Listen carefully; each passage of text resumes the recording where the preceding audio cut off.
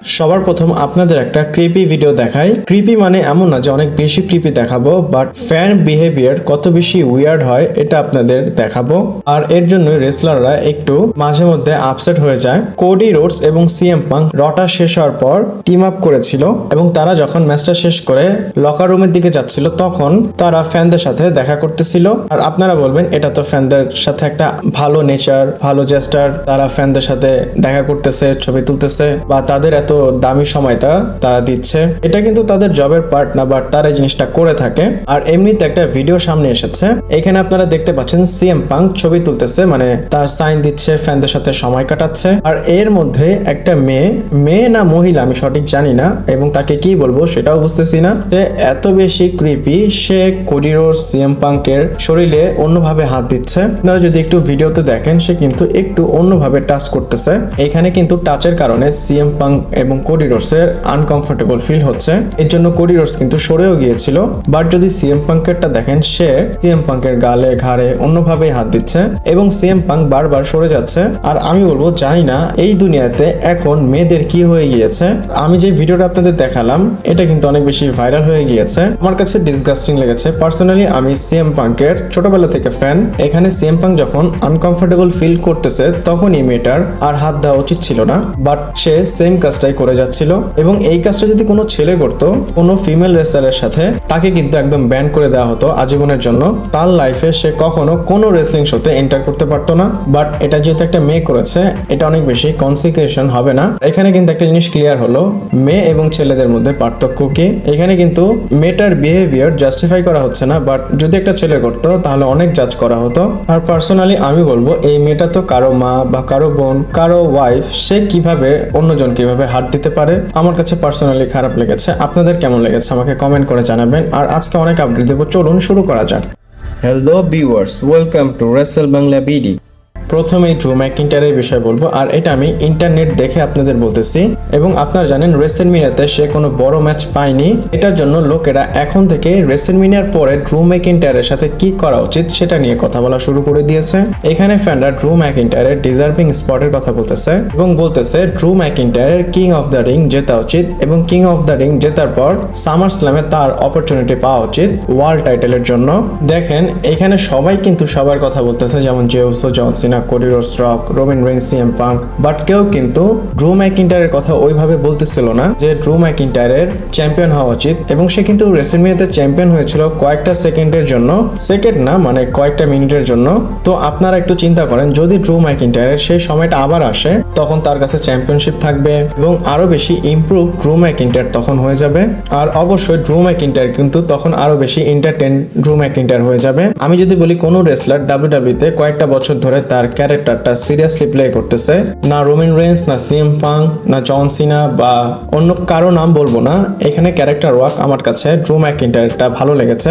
তাকে নিয়ে যে কথাটা হচ্ছে, আমি চাই রেসেলমিনিয়ার পরেও যেন তাকে নিয়ে এসব কথা হয়, তাহলে সে একটা ডিজার্ভিং প্লেস পাবে যেন সে চ্যাম্পিয়ন হতে পারে। আর আপনাদের ড্রু ম্যাকইন্টায়ারের উপর কেমন টেক, তার কি চ্যাম্পিয়নশিপ জেতা উচিত, কি মনে হয় কমেন্ট করে জানাবেন। এরপর জন সিনার বিষয় বলবো। আর জন সিনা রতে এসেছিল এবং তারপর ডাব্লিউডাব্লিউ একটা নতুন মার্চেন্ডাইজ বের করে দিয়েছে এবং বলতে পারি ফাইনালি ডাব্লিউডাব্লিউ হিলটনের একটা মার্চেন্ডাইজ বের করেছে। এখানে আপনারা জন সিনার মার্চেন্ডাইজ দেখতে পাচ্ছেন, এখানে লেখা আছে লাস্ট রিয়েল চ্যাম্পিয়ন এবং জন সিনার মার্চেন্ডাইজকে ডাব্লিউডাব্লিউ লাস্ট রিয়েল চ্যাম্পিয়ন বলে প্রমোট করতেছে। আর আমার মনে হয় এই মার্চেন্ডাইজটা অনেক বেশি বিক্রি হবে এবং জন সিনা যেভাবে রতে বলেছিল, আমার মনে হয় মেইন এজেন্টটা জন সিনার এই লাস্ট রিয়েল চ্যাম্পিয়নশিপটাই বা এই কথাটা বলে সে রেসেলমিনিয়া পর্যন্ত যাবে এবং জন সিনা এর পরের এপিসোডে লন্ডন, ইংল্যান্ডে যেটা হবে সেখানেও আসবে। অ্যান্ড আই হোপ জন সিনা এই মার্চেন্ডাইজটা পরেই আসবে। এরপর আবার জন সিনার বিষয় বলবো। জন সিনা কোডি রোডসের দুইটা সেগমেন্ট হয়েছে, দুজন ফেস টু ফেস হয়েছে এবং দুইবারই কিন্তু কোডি রোডস বলেছে সিনা এখান থেকে চলে গিয়েছে বা এখানে আপার হ্যান্ড পেয়েছে কোডি রোডস। হোপ করেন এর পরের মানডে নাইট রতে জন সিনা এবং কোডি রোডস দুইজন ব্যাটেল করবে, প্রোমো ব্যাটেল হবে তাদের। এখানে আপনারা দেখতে পাচ্ছেন পার্ট 3 জন সিনা এবং Rhodes face to face in London next week. এমনিতে তাদের সেগমেন্ট কিন্তু র হয়তো অনেক লম্বা এবং অনেক লেন্থে হয়, কিন্তু আমি চাই জন সিনা এখানে প্রোমো ব্যাটল করুক অ্যাজ এ হিল। এটা কেন? কারণ এমন ভাবে ডাব্লিউডাব্লিউ কোডি রোডসকে দেখাচ্ছে, আমার তো মনে হয় জন সিনার সামনে কোডি রোডসকে ডাব্লিউডাব্লিউ প্রোটেক্ট করতেছে। না হলে জন সিনা যদি একবার বলা শুরু করে জন সিনার সামনে কোডি রোডস কিছুই লাগবে না। আর আসলে যদি একবার জন সিনা বলে তাহলে কিন্তু ফ্যানরা জন সিনার সাইডে চলে যাবে এবং কোডি রোডসকে এমনিতেই লুচ্চুপুচ্চু লাগবে। আপনাদের কি মনে হয় আমাকে কমেন্ট করে জানাবেন। এরপর সিএম পাঙ্ক, রোমান রেইন্স এবং সেথ রলিন্সের বিষয় বলবো। সিএম পাঙ্ক মানডে নাইট রতে এসেছিল এবং সে মানডে নাইট রতে কিন্তু বলেছিল AEW রেফারেন্সটা দিয়ে আই ওয়ার্ক উইথ চিলড্রেন্স, এবং পাশাপাশি ডাব্লিউডাব্লিউ কনফার্ম করেছে স্ম্যাকডাউনে তাদের 3 জনের একটা কন্ট্রাক্ট সাইনিং হবে। এখানে Roman Reigns, Seth Rollins, CM punk থাকবে। এখানে কিন্তু দেখেন ডাব্লিউডাব্লিউ উল্টো কাজ করেছে, এদের ম্যাচ ডাব্লিউডাব্লিউ অফিসিয়াল করে দিয়েছে, বাট পরে গিয়ে কন্ট্রাক্ট সাইনিং করাচ্ছে। ডাব্লিউডাব্লিউ চাইলে অফিসিয়াল না করে কন্ট্রাক্ট সাইনিং করানোর পর ম্যাচটা অফিসিয়াল করতে পারতো। আপনাদের এটার উপর কেমন টেক আমাকে কমেন্ট করে জানাবেন। এরপর আবার ড্রু ম্যাকিন্টায়ারের বিষয় বলবো। এখানে শুধু ড্রু ম্যাকিন্টায়ার না, এখানে রকের বিষয়ে বলবো। আপনারা জানেন ফাইনাল বস এবং ড্রু ম্যাকিন্টায়ারের মধ্যে রিলেশনশিপ খুব ভালো, তাদের অনেক ভিডিও আসে, দুজনের সাথে দেখা করে এবং ড্রু ম্যাকিন্টায়ারকে তো রক প্রায় গিফট করে।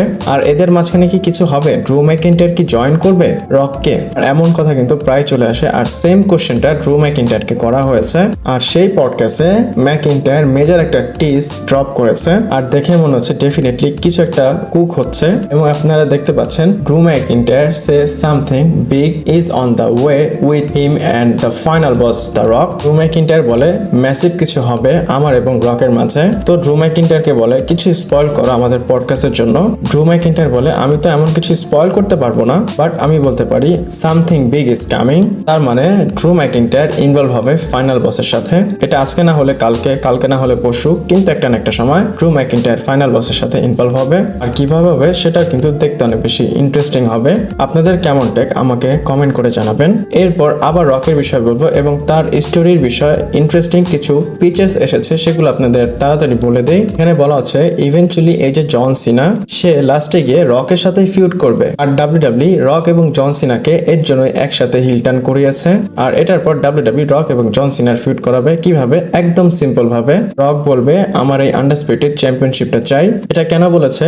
আপনাদের হয়তো মনে আছে রক কোরিয়ার্সকে বলেছিল আমার এই টাইটেলটা চাই, কিন্তু সে মাঝখান দিয়ে কি করলো? জন সিনাকে নিয়ে আসলো এবং হিল টার্ন করালো। এটা কেন? কারণ কোরিয়ার্স কিন্তু রকের অফারটা মানেনি এবং এর জন্যই জন সিনাকে মাঝখান দিয়ে নিয়ে এসেছে রক, যেন তার রাস্তাটা একদম সোজা হয়ে যায়। আর আসলে যদি ডাব্লিউডাব্লিউ জন সিনার এবং রকের এই ফিউডটা করায় তাহলে কিন্তু একটা বোম ফুটবে ডাব্লিউডাব্লিউর মধ্যে।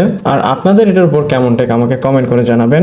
এরপরে র্যান্ডি অর্টনের বিষয় বলবো। আর র্যান্ডি অর্টন হয়তো এদের মধ্যে বা এদের ক্লাবে জয়েন করবে। আপনারা জানেন রক আছে, ট্রাভিস স্কট আছে, জন সিনা আছে, আর এখানে র্যান্ডি অর্টনও চলে আসবে। এই জিনিসটা কোন দিকে লিড করবে? জন সিনা ভার্সেস র্যান্ডি অর্টন। আপনাদের কি মনে আছে আমি আপনাদের বলেছিলাম ব্যাকল্যাশে জন সিনাকে অ্যাডভার্টাইজ করা হয়েছে এবং সেখানে কিন্তু র্যান্ডি অর্টনকেও অ্যাডভার্টাইজ করা হয়েছে এবং স্পেকুলেশন আছে র্যান্ডি অর্টন জন সিনার এগেইনস্টে যাবে ডাব্লিউডাব্লিউ চ্যাম্পিয়নশিপের জন্য। আর আপনারা এটা আগে থেকেই জানেন যদি কেউ একসাথে চলে আসে মানে একটা টিম হয়, লাস্টে গিয়ে কিন্তু এরা মারামারি করে টিমটা ভাঙা শুরু করে। আর এমনটা করলে ডাব্লিউডাব্লিউ কিন্তু একটা ইজি স্টোরি লাইন আমাদের দেখাতে পারবে। আর আপনাদের হয়তো মনে হতে পারে যে আমি ফ্যান্টাসি বুকিং এর কথা বলতেছি, বাট আপনাদের মনে রাখতে হবে ট্রিপল এইচ 24 ঘন্টার মধ্যে তার প্ল্যান চেঞ্জ করে ফেলে। সে যদি চায় সবই করতে পারে এবং আপনারা জানেন সে দেখে বেস্ট ফর বিজনেস কোনটা। ট্রিপল এইচ তো 24 ঘন্টার মধ্যে 24 বার তার প্ল্যান চেঞ্জ করে। আর যদি একবার তারা রক, জন সিনা, র্যান্ডি অর্টনকে একসাথে নিয়ে আসে তাহলে এটা অনেক বেশি ভালো হবে। পার্সোনালি আমিও দেখতে চাই। আপনারা কি দেখতে চান কিনা কমেন্ট করে জানাবেন। এরপর বলবো ট্রিপল থ্রেট ম্যাচ যে হবে Seth Rollins versus CM punk versus Roman Reigns এর মধ্যে, আমার মনে হয় সেখানে আপনারা একটা জিনিস সেফলি বলতে পারেন, সেটা হচ্ছে পল হেমেনের এই ম্যাচে অ্যাঙ্গেল।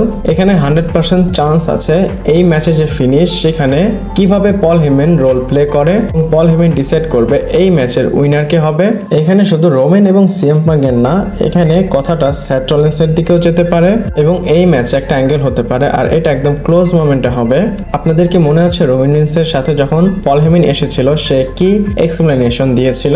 সে বলেছিল যখন ব্রক লেসনার চলে গিয়েছিল আমার কাছে কেউ ছিল না, আমার আইল্যান্ড অফ রেলিভেন্সির দরকার ছিল এবং সেই রেলিভেন্সি আমাকে রোমান রেইন্স দিয়েছে। আর আপনারা যদি এখন কারেন্ট সিনারি দেখেন রোমান রেইন্সের অবস্থা কিন্তু সেই রকম। সে সবসময় ছুটির মধ্যে থাকে।